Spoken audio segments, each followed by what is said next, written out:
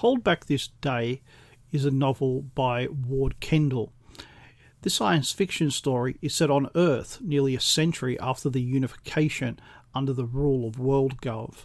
WorldGov believes in racial equality, or to be more correct, in the elimination of all races and the creation of one race.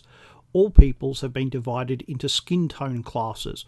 Pale white is skin tone 1. Bluish black, where the skin is so dark it gives off a faint bluish tinge, is skin tone 10. The ideal skin tone is skin tone 5, and WorldGov works to create an entire world of skin tone 5s. The main character is Jeff Huxton, a skin tone 1 Australian who grew up in Australia Zone 5 as a racial minority, with most people being a mix of white and black African blend. His first wife and his son are also at skin tone 1, but by the time the story starts, she has been killed in a race riot. His second wife is primarily Asian, and their daughter is closer to the ideal skin tone. Jeff is a teacher, and he has had a successful career, all things considered. At the start of the novel, he arrives with his family in Africa to begin a new job as a schoolplex administrator, a high school principal. But with the additional duties, there is also a harmony project that helps people of the wrong skin tone to breed with others of the opposite but equally wrong skin tone. Jeff approves of this. He is a loyal and devoted servant of WorldGov and its ideals of making a better world through eliminating racial differences. He also knows that he is living through the last days of the white race, and that WorldGov has not always done things nicely, but through it all he still believes in the greater good that WorldGov proclaims, and some of its claims stand up. It ended war by unifying Earth, and many are like Jeff, believing that they are creating a better world. One of the things I liked was how the problems of WorldGov are introduced little by little. It's very subtle and well done.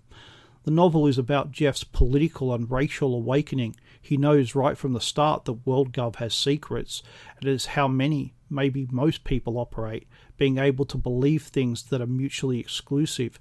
I felt this was also well done. Piece by piece, Jeff moves from loyal to disloyal, from dedicated to rebel. I found his journey quite convincing. Sadly, I did not find everything convincing. Some of the terms strike me as strange. Multiculturalism is used, even though it's not WorldGov policy, and it seems quite old-fashioned and out of place in the setting.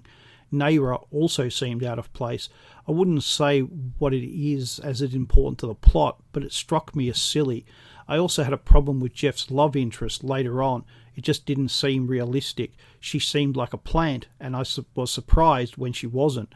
However, he also receives a surprising ally at the same time, which I thought was a stroke of genius and a very good political point as well.